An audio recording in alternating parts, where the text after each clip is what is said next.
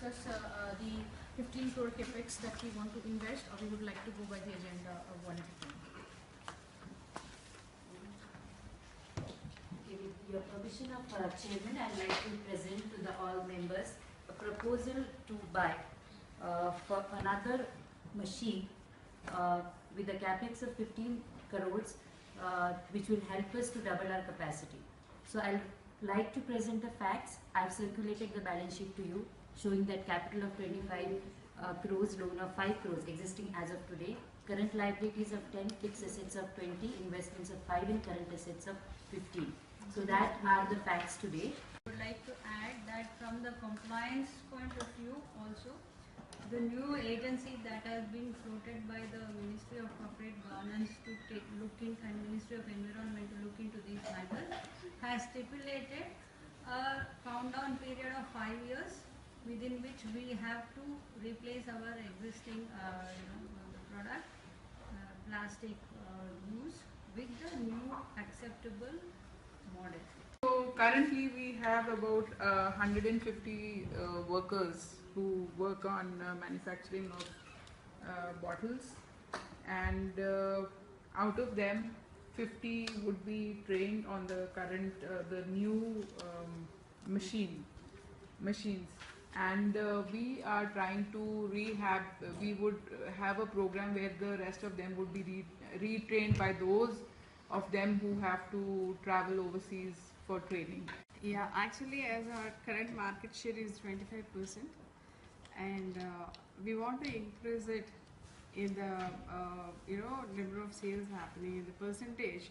We see that there are people who are looking at as non-environment friendly or health hazard bottle making and all.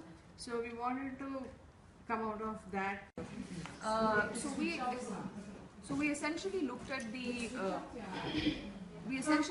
material that is being used currently for packaging in industries that are parallel to ours and competing with ours. And while plastic is something that we see a lot of and is used, of course plastic has evolved from bottles, which is what used to be used earlier. So glass bottles, if you all remember, is what all of us used to use, whether it was milk or Coca-Cola or water, etc., which evolved to have in-house India-made, paper packaging that's coming out. So I very strongly second her. As well as any alternatives, just to go with the same correlation, is have there been other alternatives evaluated for this particular investment?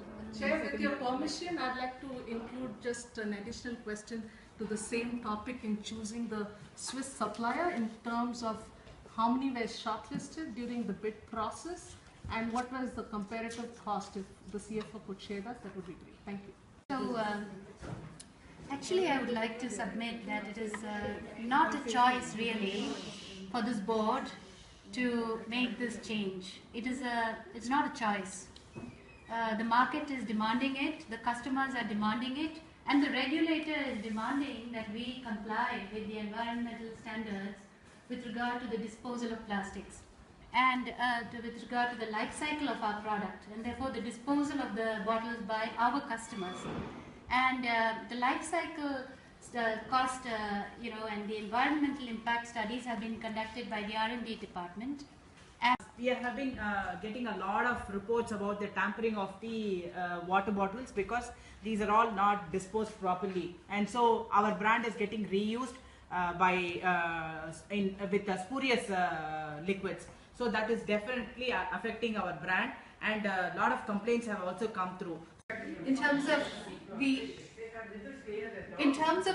I'd just like to understand what was the strategic thinking behind this decision, because it seems like we're merely complying with what our competitors are already doing. How are we going above and beyond to do something truly innovative? It seems like we're merely just following the trend.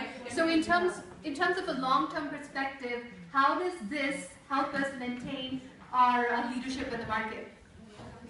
There will be an overlap, and we expect to run shifts, so that won't be an issue.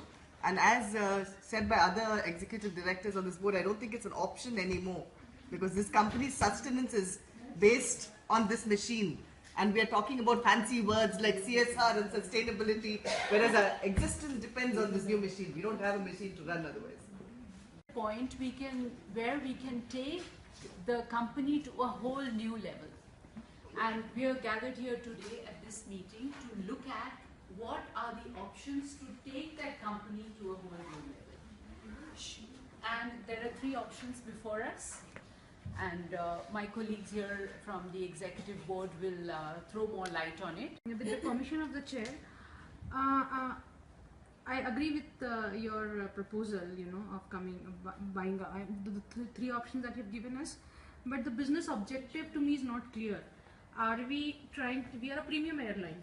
So are we trying to come up with a new low-cost airline, or are we trying to add on to our premium suite? That is not coming anywhere. So I'm confused. What is the business objective? Considering that we have a lot of financial cash reserves and we're doing well, I think it's a good option what we're exploring, and we are fully supportive of the need to look at the tier 2 cities.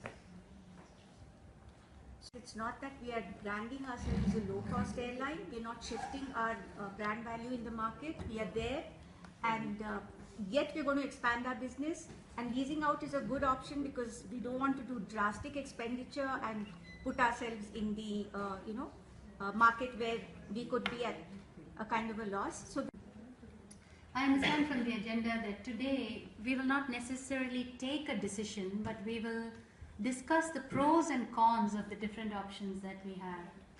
And I think that's a very good agenda because a lot of data has not been presented to us at this point, has not been made available to us. And I would urge this board to have a good discussion, but defer the decision to the point where we have substantive evidence for the different the options. See, I want to stick to the agenda, which is to discuss the pros and cons. Okay, as a finance person, if you look at buying out a low-cost airline, you have to invest a lot of money and you'll be stuck with contracts and employees.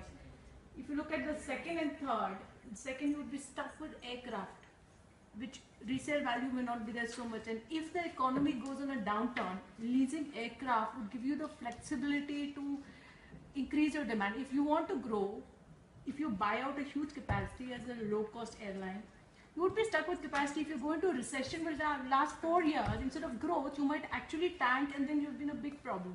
Answer the question which was asked. We definitely are a premium brand, and we definitely are a premium airline.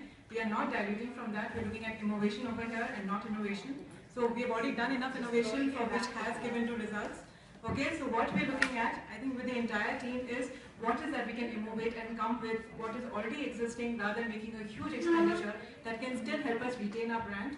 Okay, still give it that same visibility that it already has and make that shift so that we can turn around in terms of Audi, which is already missing out in terms of sauce. Yes. Madam Chairperson, before you put this to vote, can I suggest that rather than ask... Except the chair, who will reserve the right to make a deciding vote if necessary, and here we don't have a deciding vote.